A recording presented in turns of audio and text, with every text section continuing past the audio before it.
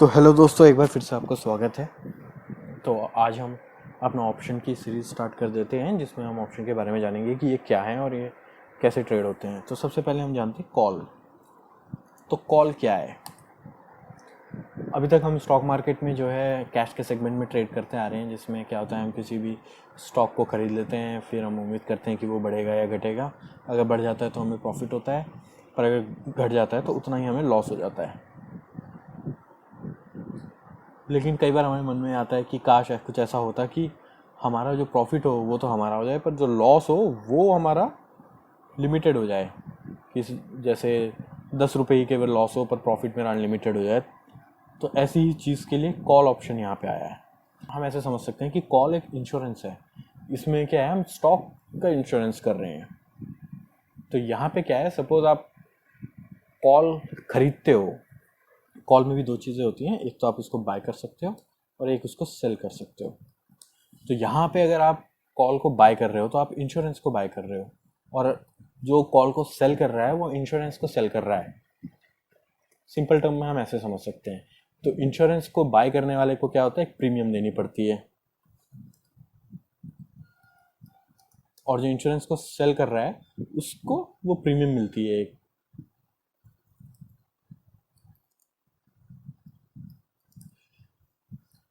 तो अब आप जैसे देखते हो, आप अपना लाइफ इंश्योरेंस कराते हो, हेल्थ इंश्योरेंस कराते हो, तो यहाँ पे क्या होता है कि अगर किसी की डेथ हो जाती है तो उस केस में उसको इंश्योरेंस के पैसे मिल जाते हैं, बट नहीं होती तो उसको प्रीमियम तो देना ही पड़ता है हर साल। तो अब हम एक एग्जांपल लेके समझते हैं कि ये कॉल काम कैसे करती है।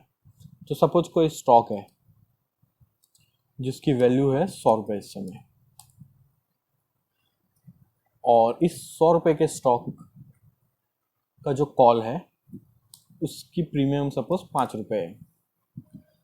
तो जब हम इस 5 रुपये के प्राइस पे कॉल को बाय करते हैं तो हम ये कह रहे हैं कि हम एक इंश्योरेंस खरीद रहे हैं अपने स्टॉक का, जिसमें अगर स्टॉक बढ़ जाता है तो वो सारा पैसा तो मेरा है, पर अगर स्टॉक गिर जाता है तो मेरी जेब से केवल प्रीमियम के पैसे, यानी कि जो 5 रुपये हैं, केवल वही चले जाएं।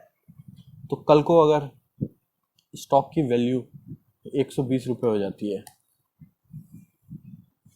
जिसने हमारा कॉल बाय किया हुआ है, उसका जो प्रॉफिट होगा वो 20 रुपये हो जाएगा। यानी कि जो स्टॉक का प्राइस ऊपर गया है वो उसका प्रॉफिट हो जाएगा, लेकिन उसने 5 रुपये पेड भी कर दिए, तो उसका ओवरऑल प्रॉफिट रह जाएगा 15 रुपये। कि 5 रुपये उसने पे कर दिए, 20 रुपये उसको मिल गए। कल को अगर स्टॉक का प्राइस 150 चला जाता है तो उसका जो प्रॉफिट है वो हो जाता है 50 रुपये, और 5 रुपये उसने प्रीमियम पे कर दिए। तो 5 रुपये की प्रीमियम पे करना दिए, मतलब वो उसका कॉस्ट हो गया, तो उसका टोटल प्रॉफिट हो जाता है 45 रुपीज़।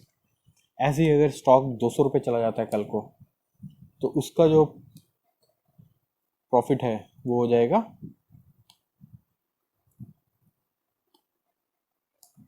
100 रुपये। लेकिन उसने 5 रुपये की प्रीमियम दी है, तो उसका जो प्रॉफिट रहेगा वो रहेगा 95। तो जैसे जैसे स्टॉक का प्राइस जो जो बढ़ता रहेगा, वैसे वैसे उसका भी प्रॉफिट बढ़ता रहेगा। लेकिन गिरते केस में देखिए उसको लॉस कितना होगा। तो अगर स्टॉक गिर रहा है, सपोज स्टॉक गिर के 90 हो जाता है, तो गिरने के केस में क्या है, उसने इंश्योरेंस ले रखा है, तो जो उसके 5 रुपये हैं प्रीमियम, केवल वो चली जाएगी। यहाँ पे उसे अभी तक मिल रहे थे सारे, पर अब यहाँ पे क्या है, जो उसका लॉस है वो चला जाएगा 5 रुपये। और वैसे आप देखते तो 10 रुपये उसको लॉस होता, क्योंकि 100 रुपये से 90 रुपये गिरा है, तो 10 रुपये लॉस होना चाहिए था, पर केवल 5 रुपये ही हुआ है। और वहीं अगर स्टॉक और नीचे गिर जाता है, 80 हो जाता है, तब भी केवल उसका जो लॉस है वो 5 रुपये ही रहेगा, जो उसने प्रीमियम पेड कर दिए। वही अगर स्टॉक फिर से 50 रुपये भी चला जाता है, तब भी उसका लॉस जो है वो 5 रुपये ही रहेगा, अगर उसने कॉल खरीद रखी है। इससे ज़्यादा उसको लॉस नहीं होगा। वही स्टॉक के केस में हमारा क्या होता, अगर 100 रुपये का हमारा स्टॉक 50 रुपये चला जाता है तो हमें 50 रुपये का लॉस हो जाता है। तो यहाँ पे कॉल के केस में हमें केवल 5 रुपये का लॉस हो रहा है, या जो भी प्रीमियम हमने पे किए केवल उसका लॉस हो रहा है। तो ये था बायर का केस। वहीं सेलर के केस में क्या होता है,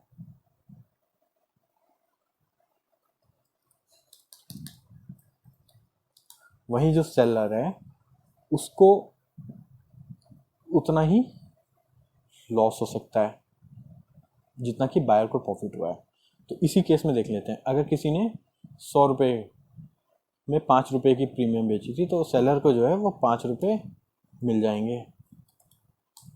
पर अगर स्टॉक 120 रुपये हो जाता है तो उसको अपनी जेब से जितना रुपये बढ़ा है वो पे करना पड़ेगा, यानी कि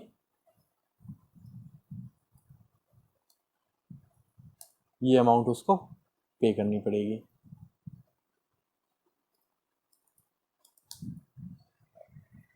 तो लेकिन फिर भी अभी भी उसको 5 रुपये तो मिल चुके हैं ना, तो जो उसको पे करना पड़ेगा वो 15 रुपये ही करना पड़ेगा। तो अगर 150 रुपये चला जाता है स्टॉक का तो वही 50 रुपये उसको अपनी जेब से देना पड़ेगा, लेकिन 5 रुपये उसे पहले ही मिल गए थे तो उसे 45 ही पे करना पड़ रहा है। तो ऐसे ही जितना ज़्यादा प्राइस बढ़ता रहेगा उतना ज़्यादा ऑप्शन सेलर को नुकसान होता रहेगा। लेकिन अगर प्राइस गिरता है, सपोज प्राइस 90 चला गया है, तो जो ऑप्शन सेलर है उसको 5 रुपये मिल जाएंगे। और फिर से अगर 80 भी चला गया तब भी उसको 5 रुपये का प्रॉफिट हो जाएगा, क्योंकि जो बायर है उसने प्रीमियम तो देनी ही है ना। जैसे कि इंश्योरेंस में अगर बंदा जी रहा है तो हर साल प्रीमियम तो भरता ही है ना। उसको उसको पॉलिसी के फ़ायदा तभी मिलता है जब वो मर जाता है। लेकिन ऑप्शन के केस में यहाँ पे मरना मतलब उस रेट के ऊपर चला जाना है जिस रेट पे हमने ऑप्शन खरीदा है, या जिस रेट का हमने ऑप्शन खरीदा है, अगर उसके ऊपर चला जाता है तो वहाँ पे जो है आपको कंपनसेशन मिलता है। तो यहीं पे हमने देखा कि जो सेलर है सपोज 50 चला गया तो 50 में भी 5 रुपये है वो अर्न करेगा।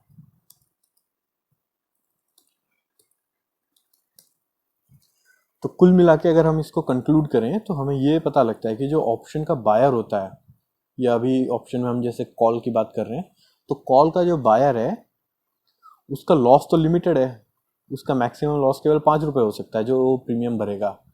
लेकिन उसका जो फ़ायदा है वो अनलिमिटेड है।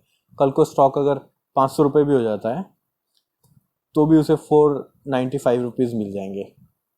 वहीं जो ऑप्शन का सेलर है उसका जो प्रॉफिट है वो लिमिटेड है, उसका केवल प्रॉफिट है ये प्रीमियम्स जो वो जिसमें बेच रहा है अपना ऑप्शन। तो 5 रुपये जैसे यहाँ पे उसका है, लेकिन स्टॉक अगर कल को 500 रुपये चला जाता है तो उसको उतना ही नुकसान है। यहाँ अगर 500 चला जाता है तो उसको 495 का नुकसान है, वो उसको अपनी जेब से देना पड़ेगा। तो बायर जो होता है ऑप्शन में वो हमेशा लिमिटेड लॉस लेके चलता है, और जो सेलर है वो हमेशा अनलिमिटेड लॉस लेके चलता है। और प्रॉफिट के केस में बायर हमेशा अनलिमिटेड प्रॉफिट है, लेकिन सेलर को हमेशा लिमिटेड प्रॉफिट है जो प्रीमियम है, जो मैक्सिमम प्रीमियम है। तो उम्मीद करता हूँ कि अभी कॉल आपको समझ आ गया होगा। वैसे ही अगर हम देखें पुट, तो पुट में उल्टा होता है। पुट में भी दो होते हैं, एक बायर होता है एक सेलर होता है। यहाँ पे हम बढ़ने पे लगा रहे थे, तो पुट में हम घटने पे लगाएंगे। तो अब हम पुट के बारे में जानते हैं। तो पुट में भी दो होते हैं, एक बायर होता है एक सेलर होता है। यहाँ पे भी बायर जो होता है उसको लिमिटेड लॉस और अनलिमिटेड प्रॉफिट की चांसेस होती हैं, और सेलर को लिमिटेड प्रॉफिट पर अनलिमिटेड लॉस की चांसेस होते हैं। तो कॉल में जैसे हम बढ़ने पे उसको प्रॉफिट हो रहा था जिसने बाय किया है, वैसे ही पुट में घटने पे होगा। तो सपोज कोई स्टॉक है, उसका रेट इस समय 100 रुपये चल रहा है और उसने पुट खरीद लिया है, तो नॉर्मल उसकी प्रीमियम पे करेगा वो 5 रुपये सपोज। तो बायर पेड 5 रुपीज़, वहीं सेलर को वो 5 रुपये मिल जाएंगे। अब वो 100 रुपये का स्टॉक जो है सपोज 90 चला जाता है,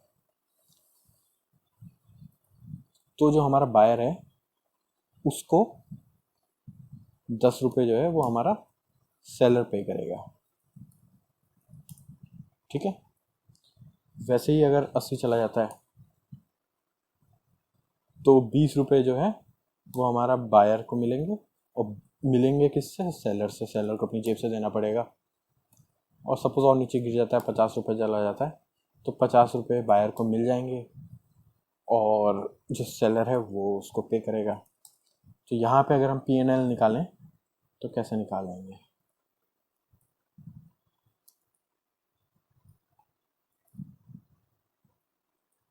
तो बायर का जो P&L होगा वो होगा 10 रुपये तो उसको मिल गए, माइनस उसने जो प्रीमियम पे की थी 5 रुपये की। वैसे ही यहाँ पे भी हो जाएगा और यहाँ पे भी हो जाएगा। वहीं सेलर का जो P&L निकलेगा,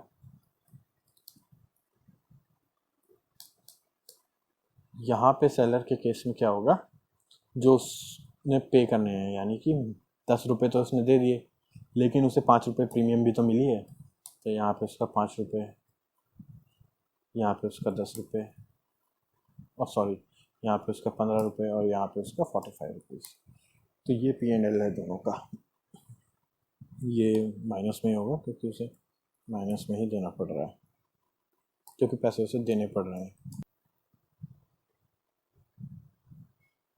वहीं अगर स्टॉक का प्राइस बढ़ता है, सपोज स्टॉक का प्राइस 120 हो जाता है, तो हमारा जो बायर है उसको सिर्फ जो उसने 5 रुपये दिए थे उसका केवल लॉस होगा।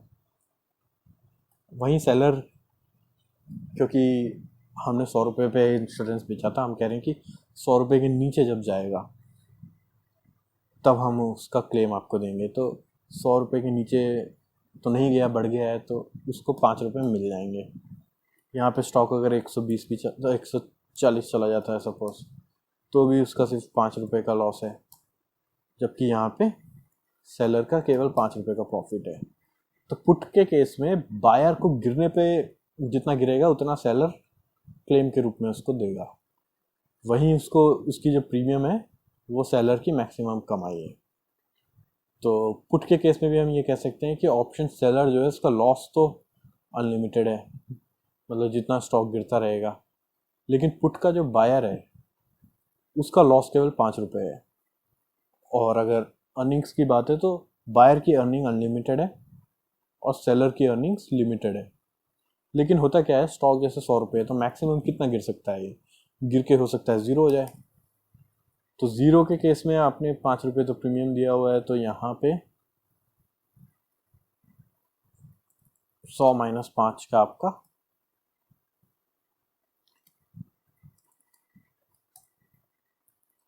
मैक्सिमम प्रॉफिट हो जाएगा, और सेलर को यहाँ पे इतने का ही लॉस हो जाएगा। तो पुट के केस में क्या है, आपका मैक्सिमम लॉस जो है वो डिफाइंड है, जो कि स्टॉक का प्राइस है। कोई चीज़ ज़्यादा से ज़्यादा ज़ीरो हो सकती है ना, उससे कम तो नहीं जा सकती है। तो वही पुट के केस में उसका मैक्सिमम लॉस है। वहीं कॉल के केस में क्या है, कॉल के केस में ऊपर की साइड जा रहा है ना, कोई 100 रुपये का स्टॉक है, वो 10,000 20,000 भी हो सकता है, तो वहाँ पे रिस्क डिफाइंड नहीं है। तो कुल मिला के वैसे तो जो सेलर है उसका अनलिमिटेड ही होता है, लेकिन पुट के साइड में हम वो अनलिमिटेड एक तरीके से डिफाइन हो जाता है, जो कि कॉल के केस में नहीं है, क्योंकि 5 रुपये का शेयर आप देखते हो कि 10,000 हो गया है। हालांकि एक हफ्ते या एक महीने में नहीं होता है वो, पर एक थ्योरेटिकली अगर हम देखें तो ये भी एक माना जा सकता है कि कॉल के केस में है ट्रू अनलिमिटेड लॉस। ठीक है, तो उम्मीद करता हूँ कि आपको कुछ समझ आया होगा बायर और सेलर क्या होते हैं, पुट कैसे है और कॉल कैसे है। तो अगली वीडियो जो है उसमें हम ऑप्शंस की 3 इंपॉर्टेंट चीज़ों के बारे में जानेंगे कि इन द मनी क्या होता है, आउट द मनी क्या होता है, और एट द मनी क्या होता है। उसके बाद हम जानेंगे कि ऑप्शन बाइंग में ज़्यादा फ़ायदा है कि ऑप्शन सेलिंग में ज़्यादा फ़ायदा है। और फिर हम ऐसी स्ट्रैटेजीज़ के बारे में जानेंगे जिसमें हम बाइंग और सेलिंग दोनों का कॉम्बिनेशन लगा के प्रॉफिट कमाने की कोशिश करेंगे। तो आने वाली वीडियोस में इन सब चीज़ों पे हम चर्चा करेंगे। तो उम्मीद करता हूँ आपको ये वीडियो पसंद आई होगी।